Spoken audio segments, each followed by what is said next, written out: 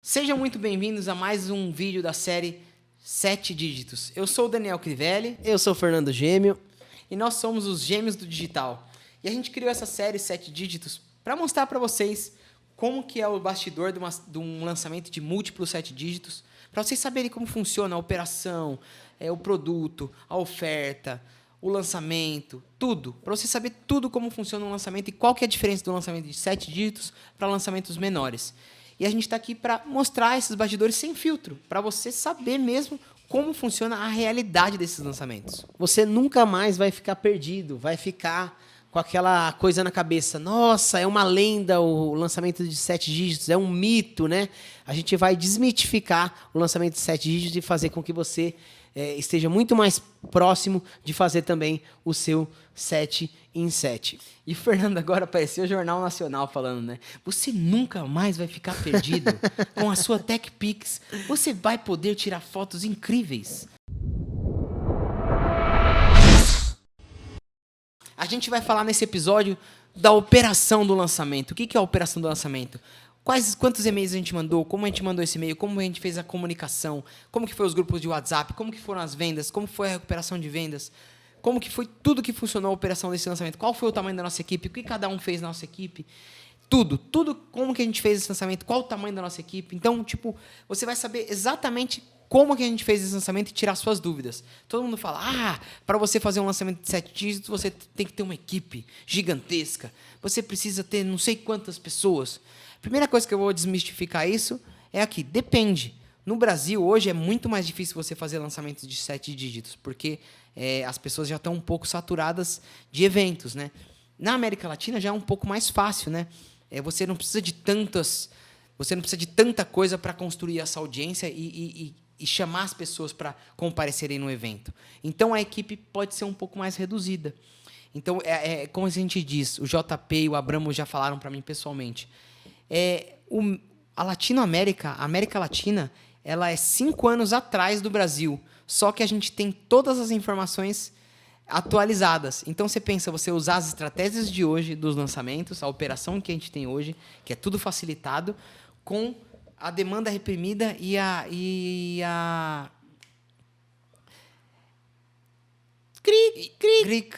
situação que a gente tinha do Brasil há 5 anos atrás. A situação de lançamentos, o efeito novidade, né? Então, esse poder, essa junção dessas duas coisas torna o lançamento muito mais fácil, né? É igual aquele filme De Volta para o Futuro. Você já viu que o cara saía com o carro e aí, pumba, ia com o carro pro passado ou pro futuro. Então, só que ele tinha a informação do futuro no passado. Então, ele era muito mais inteligente, muito mais interessante do que todo mundo. É mais ou menos isso. É como aquele filme também que o cara... Você já assistiu aquele filme que o cara do Beatles, ele volta no tempo... ele tá no tempo dele, só que ninguém sabe o que é Beatles, o que é o... Ninguém conhecia, todo mundo perde a memória e ninguém conhece as músicas dos Beatles e outras bandas. E aí, o que ele faz? Ele só toca as músicas do Beatles, igual ele aprendeu, e as pessoas acham que ele é um gênio. Mas, na verdade, ele só tinha uma informação privilegiada.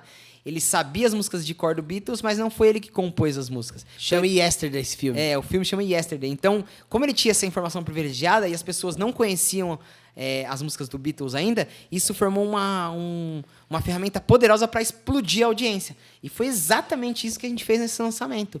A gente tem toda a operação atualizada dos processos que tem que fazer em cada lançamento para fazer com menos pessoas possíveis, e a gente tem um cenário de 5 anos atrás, que é a América Latina, que não tem todo esse poder que o Brasil tem de fazer lançamentos.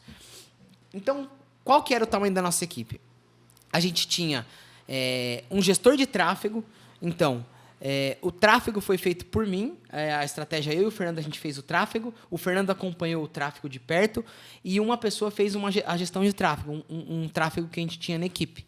Ele não só era um gestor de tráfego não específico para esse lançador, ele fazia outros lançamentos juntos. Fazia outro lançamento. E era um gestor de tráfego iniciante, tá, galera? Ele só tinha feito 2 ou 3 lançamentos e esse era o 4º ou 5º lançamento dele. Então, assim, para você ver o poder da estratégia, né, que tem um gestor de tráfego experiente. A gente, como estrategista, a gente sabe comandar. Eu sei fazer tráfego e o Fernando também sabe fazer tráfego. A gente já fez, os dois já fizeram tráfego. Então, a gente sabe direcionar muito bem o que precisa fazer para a pessoa só precisar apertar o botão. É claro, né, dá mais trabalho a gente precisar comandar, mas isso não é um motivo de você fazer um lançamento grande. Uma pessoa sem ser muito experiente no tráfego consegue fazer um lançamento bom se o lançamento for bem orquestrado com os processos e a operação, né? E é exatamente isso que acontece no mercado, que é a parada do cara falar que fez um lançamento de 7 dígitos como tráfego. Ele era funcionário, né? E ele podia muito bem chegar e falar assim, olha, fiz um lançamento de 7 dígitos. O meu quarto lançamento foi um lançamento de 7 dígitos. Óbvio, você tinha uma equipe toda experiente ali, comandando o lançamento. Processo definido, e o cara só apertou o botão. Então, assim, nem todo mundo que fez os 7 dígitos ali, apertou o botão, é o cara competente para fazer outros lançamentos, né? Ele pode até fazer essa propaganda para você, mas quem fez realmente 7 dígitos foi a equipe toda e principalmente quem comandou. A gente comandou a parada, não estou tirando o mérito do nosso funcionário, mas tem que tomar muito cuidado com esses funcionários, porque ele sai de um projeto, ele faz parte de pequena parte do projeto e fala que fez um lançamento de 7 dígitos, entendeu? Então, para vocês tomarem cuidado com esses gênios aí do marketing digital que fizeram parte de uma pequena parte do lançamento e falam que fizeram o lançamento inteiro. Saem falando que fez o lançamento todo. São responsáveis pelo resultado do lançamento inteiro, né? Então, só para deixar claro, a nossa operação foi toda feita pela nossa equipe. Então, foi toda a equipe aqui dos Gêmeos, né, que fez esse lançamento.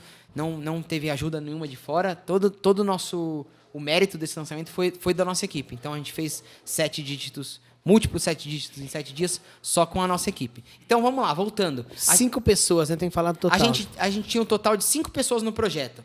Uma operação na gestão do projeto, que era a pessoa que comandava todas as tarefas, né? Uma gestão no projeto, uma pessoa de tráfego, uma de design e vídeo para fazer as edições dos criativos, do anúncios, todo o material do lançamento.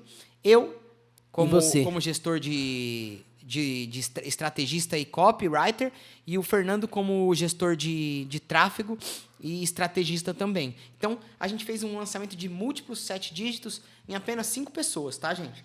Só para vocês saberem, se vocês têm dúvida aí, qual foi o tamanho desse lançamento e em quantas pessoas a gente estava.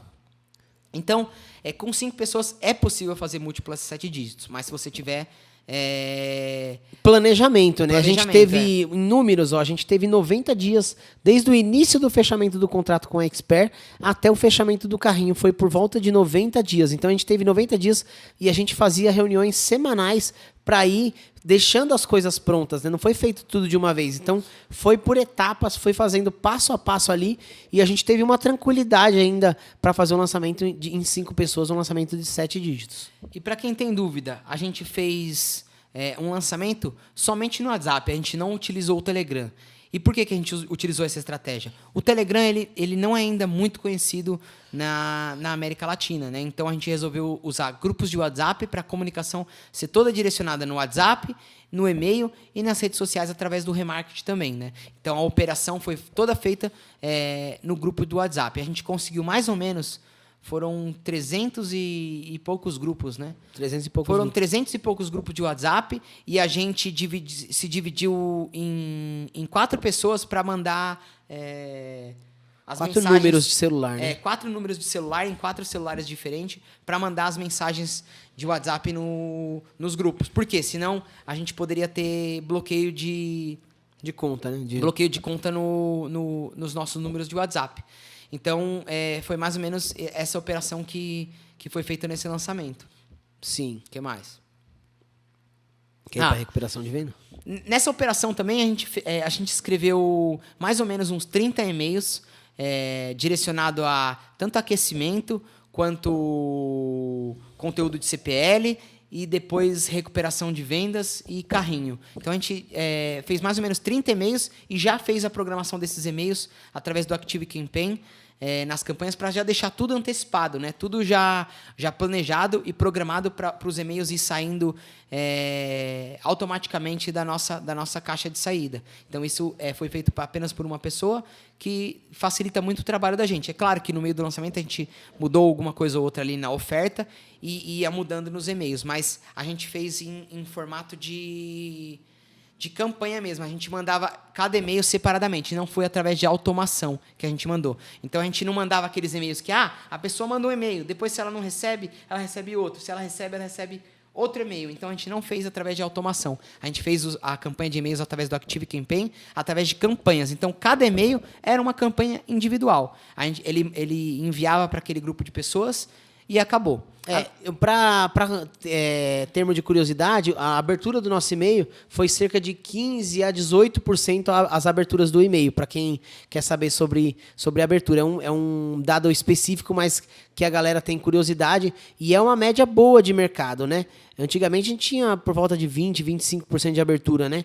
Hoje o e-mail está cada vez menor a abertura, então a gente considera uma taxa boa de abertura de e-mail de 15% a 18%. De 15% a 20% é uma boa taxa, de abertura de e-mail, até porque quando você faz uma estratégia para grupos de WhatsApp, ele mata um pouco o e-mail, né? As pessoas focam ali em ver a comunicação através do WhatsApp. Uma ou outra vai ser relembrada ali pelo e-mail.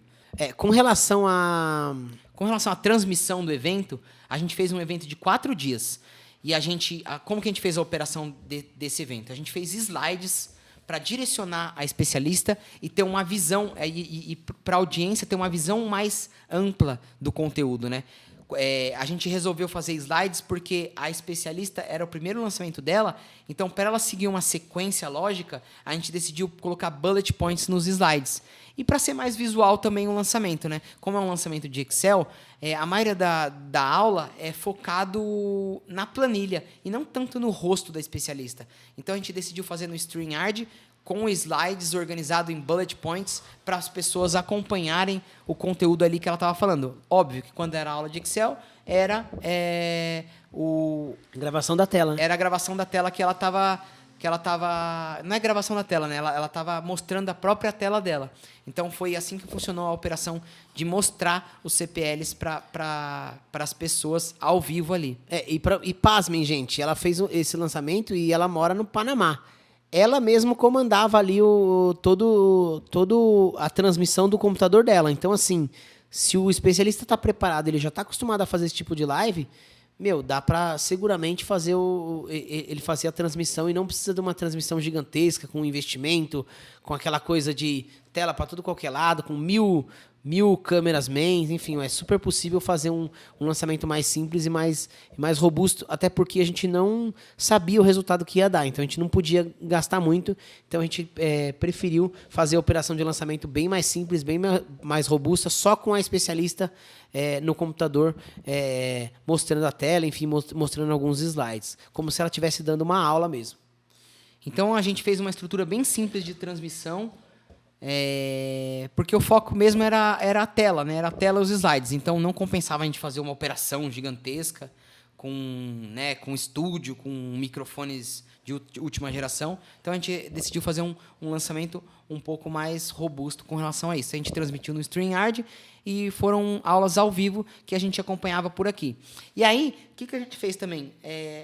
No YouTube, a gente ficava como colaboradores. Então, a gente conseguia, através dos comentários, direcionar todas as pessoas e ajudar a especialista também, com comentários ali e fixados nos comentários, né? A gente conseguia escrever e se comunicar através de comentários da nossa própria rede do YouTube para a especialista. Então, a gente comunicava para a especialista e para a audiência através dos comentários ao vivo no YouTube. Então, um exemplo. O link da página de vendas. A gente conseguia colocar, eu quero que mostre esse link aqui. Minha equipe vai pôr esse link aqui. Então, a gente conseguia se comunicar muito bem através dessa ferramenta que tem o YouTube, de colocar a pessoa como colaborador do lançamento, e aí aparece uma ferramentinha assim na tela, falando que ela faz parte daquele projeto, daquela equipe. Uma coisa interessante que fluiu bem foi a nossa comunicação com a Expert durante a live, porque a gente não estava lá no Panamá, não tinha condição de estar lá no Panamá naquele momento. Então ela estava sozinha fazendo a transmissão, né? A gente fez alguns testes, conversou tudo, mas a comunicação durante o ao vivo era pelo WhatsApp. Então a gente dava algumas pequenas dicas ali no WhatsApp para ela, e aí ela visualizava e acabava direcionando ela em alguns momentos. Mas a gente preferiu não ficar falando muito, né? Dar pequenos toques ali foi muito pouco e deu muito certo esse tipo de abordagem com ela, porque ela seguiu e não ficou toda hora aquele especialista sendo cobrado ali, você cada hora falando uma coisa e deixar ele nervoso na hora da transmissão, por ser uma transmissão ao vivo. Vamos falar um pouco agora de vendas e recuperação de vendas. Como que foi essa operação, né? Muita gente pergunta, vocês como que vocês fizeram para fazer o suporte ali, né, do 1 a 1 no vendas? Então, a gente fez quatro celulares, né, com cada uma pessoa responsável pela operação. E como a gente não escreve tão bem em espanhol ainda, a gente fez macros antecipadas. A gente antecipou as objeções das pessoas, tanto como forma de pagamento ou objeção com relação ao curso, e a gente já fez essas macros se antecipando, colocando respostas rápidas no WhatsApp. O WhatsApp ela tem uma ferramenta que te ajuda nisso. Quando você coloca barra algum assunto, você automaticamente já responde a pessoa só com uma palavra que você coloca nessa barra, nessa ferramenta do WhatsApp. Então, você coloca lá, barra, o que tem dentro do curso. Então, você coloca lá, barra curso. Ela vai explicar, já tem toda a macro digitada, explicada, ela já manda para a pessoa automaticamente essa macro. Então, o que são macros? São respostas que elas não são automáticas. Elas respostas prontas que você direciona através de palavras-chave. Então, você coloca uma palavra-chave e ela te dá uma resposta. Isso ajudou muito a gente, tanto no suporte dos alunos, quanto no carrinho na recuperação de vendas. Então, qualquer dúvida que as pessoas iam tendo, a gente já escrevia a resposta dessas dúvidas, dessas objeções em português, traduzia ali para o espanhol e já direcionava num arquivo no OneDrive para todo mundo pegar as respostas e já salvar na ferramenta de respostas rápidas do WhatsApp. Então, assim, facilitava o atendimento e a gente não precisava ficar escrevendo um monte de coisa. Praticamente, até o segundo dia ali, todas as respostas já estavam escritas e preparadas ali na ferramenta de WhatsApp para a gente ter uma resposta mais rápida e o cliente não ficar esperando tanto tempo. E uma coisa importante de fazer as macros, que qualquer pessoa consegue fazer o suporte de vendas ali, consegue fazer esse primeiro suporte, esse primeiro contato, porque ela já tem praticamente todas as respostas prontas. Então, é simplesmente um copy e cola ali, né? Mesmo que ela não tivesse essa ferramenta do WhatsApp Business, que é o barra, e aí você coloca um atalho, você consegue copiar e colar e ir respondendo as pessoas com a velocidade muito maior, né? A gente teve a dificuldade na recuperação que teve aquela queda no WhatsApp, Instagram e Facebook. Então, quando voltou à noite as ferramentas, elas voltaram com muito mais pessoas, com muito mais mensagens acumuladas. Então, a dificuldade que a gente teve foi de responder todo mundo ali, porque a gente teve acúmulo de respostas, né? Então, ficou muita pessoa para ser respondida por conta desse problema que o WhatsApp teve mundial, e aí a gente acabou nem conseguindo responder todo mundo, porque era muita mensagem que chegava o tempo todo ali. E para vocês terem uma ideia, deu tão certo essa recuperação que eu, que não escrevo nada de espanhol, não falo nada de espanhol, era uma dessas pessoas que estava em contato direto com suporte e recuperando vendas. É como se fosse uma recuperação de vendas bilíngue. Uma coisa que a gente fez que é interessante, que eu aconselho todo mundo fazer, é o onboard full time. É o onboard o tempo todo. A pessoa comprou, ela já recebe um link ali para ela acessar o curso e você fica em cima para ela acessar o curso, ela ter o primeiro acesso validado. Por que o primeiro acesso validado? A gente estudou em quase todos os mercados, em quase todos os lançamentos, que a maior parte do percentual de devolução, né, da devolução de exercer a garantia de 7 dias, é a pessoa não conseguir acessar o curso. Aí a pessoa não tem esse primeiro atendimento, não consegue acessar o curso e se sente lesada, se sente com raiva, enfim. Ela já não estava tanto a fim de comprar, já entrou pela copy e ainda ninguém atendeu ela não conseguiu ter esse primeiro acesso, ela devolve o curso. Então a gente faz em todos os nossos lançamentos, esse onboard full time. Então, a pessoa comprou 10 horas da noite, 10 e meia, nossa equipe está lá recuperando e fazendo o onboard ali dela full time. Isso também é recuperação de vendas, tá? Você deixar de vender, você deixar de ter uma devolução no seu lançamento... Também é recuperação de vendas. Também é recuperação de vendas, também é dinheiro que você colocou no bolso ali. E aí, por isso que a nossa taxa de reembolso foi muito pequena, foi menor que 1%, né, nesse lançamento, mesmo com todos os problemas que a gente teve do WhatsApp, Instagram e Facebook, que foi aquela paralisação total no mundo. Foi o lançamento que a gente teve menos devoluções, foi, acho que, em torno de 1% só, a taxa de devolução. Se eu não me engano, 20 e poucos... E a maioria que era devolvido não era por motivo que não gostou do curso, era porque tinha feito a forma de pagamento errada. Porque como a América Latina tem muitas formas de pagamento, e as pessoas ainda não estão acostumadas a comprar coisas no cartão de crédito, a comprar coisas com boleto, elas não estão acostumadas a comprar curso online. Muitos problemas foram forma de pagamento errada. Então a pessoa fez em tantas vezes e queria em tantas vezes, a pessoa pagou no boleto e na verdade queria pagar no cartão de crédito. Então, a maioria das devoluções foi desse motivo. E por esse motivo também da pessoa não estar tão acostumada e ser mais cética com relação à compra de cursos, que também o suporte era mais importante ainda, para direcionar essas pessoas para comprarem o curso. Tipo, até mostrar, você entra no link, a gente tinha vídeos explicando como entrava no curso e como fazia a compra também. Então, a gente gravou pequenos vídeos de 30 segundos, 1 minuto, explicando como comprava e como acessava o curso. E a gente mandou por e-mail, por WhatsApp, em todos os meios de comunicação possíveis ali. No grupo do Facebook também. Então, outra coisa que eu queria falar também que... Agora eu esqueci. Falar agora da aula inaugural. Qual a importância da aula inaugural?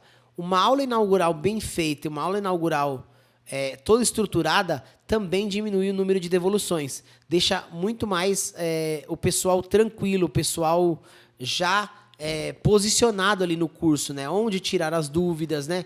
Por onde começar, né? O que a pessoa tem que fazer, qual vai ser os próximos passos, as datas de entrega. Então, tudo isso foi explicado na nossa aula inaugural e fez com que também essa devolução fosse baixíssima do nosso curso. Então, a aula inaugural é uma coisa bem legal quando bem feita, né? Quando a aula inaugural tem um propósito e tem uma estrutura, uma personalização, fica muito mais fácil da pessoa entender onde é que ela está, o que ela tem que fazer e quais são os próximos passos. E quando tem essa aula inaugural, a pessoa fica contente, cara, é um start, né, inicial ali. A pessoa fala, opa, já tivemos essa aula inaugural, que legal. Né? Como se você fosse fazer a matrícula na escola e já ter aquela primeira aula, já ter a sensação de escola ali, né? É umas boas-vindas, né? É umas boas-vindas, exatamente. Seja bem-vindo ao curso, as expectativas, setar as expectativas do que ela vai aprender, o que ela não vai aprender, né? Ter o contato ali primeiro com a professora. E falando em onboarding também, o que é legal falar é que hoje a Hotmart também tem uma ferramenta para fazer isso. Antes você teria que contratar uma automação separadamente. Hoje a Hotmart ela já tem essa ferramenta, que a partir do momento que a pessoa compra, é mandada uma mensagem automaticamente no WhatsApp dela, com o link do curso, com a senha, com o acesso, facilitando assim a nossa vida, a gente não precisar colocar separadamente. Inclusive, nos últimos lançamentos, a gente já usou isso na operação, fazendo o onboarding automático através da plataforma Hotmart. Legal.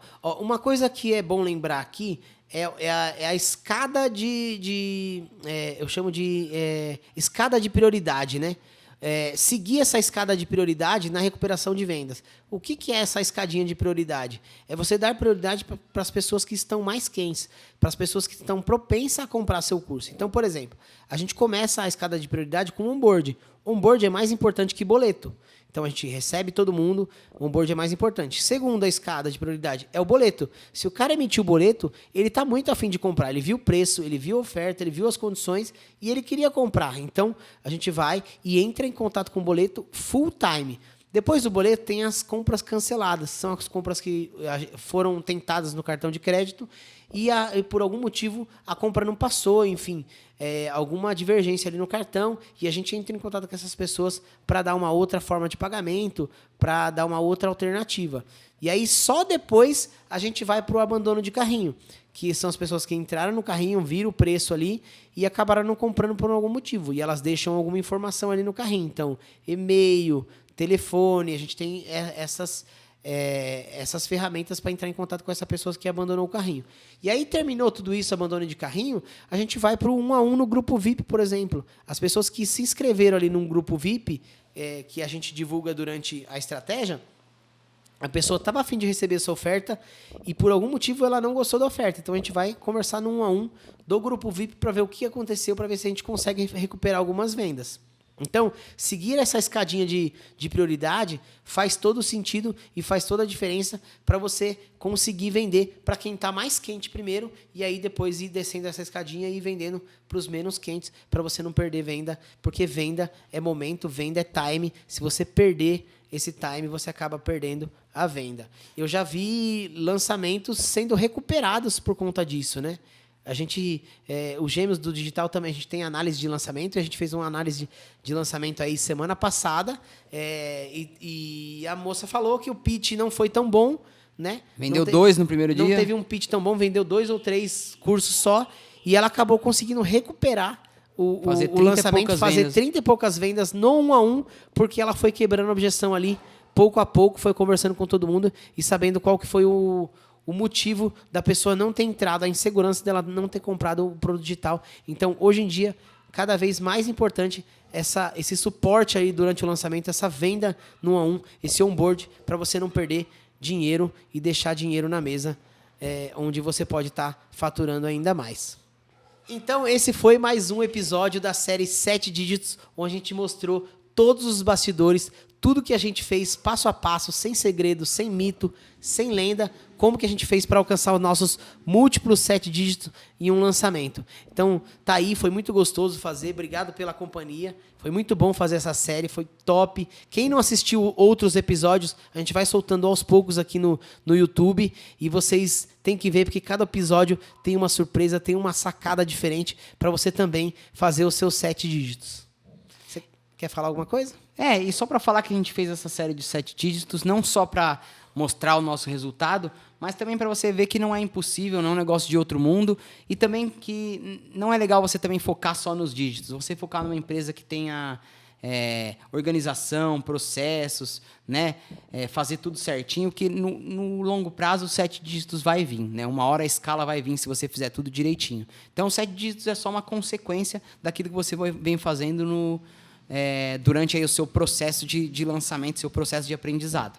Então, é só para dizer que a gente criou essa série para falar que não é impossível e não é um negócio de outro mundo, igual as pessoas vendem. Nossa, eu sou um lançador de 7 dígitos, eu fiz um milagre aqui e eu fiz outro milagre ali. Não, são coisas simples que você tem que ver, analisar, e tem coisas também que não dependem só do estrategista ou do especialista, depende do momento da audiência, depende do momento do especialista, depende do momento que é feita a venda, depende de uma série de outros fatores. Então a gente desmistificou todo o lançamento de 7 dígitos, mostrou que é super possível e não tem aquele segredo, aquele hackzinho que a galera faz e fala, não, eu fiz aquilo outro. Não, é um conjunto mesmo de coisas, de ações que faz um lançamento virar um lançamento de 7 dígitos. Bate aqui, Gêmeos do Digital. Muito obrigado. Esse foi mais um episódio da série 7 dígitos, e aguardem os próximos capítulos aí, que a gente tá duro na queda, hein?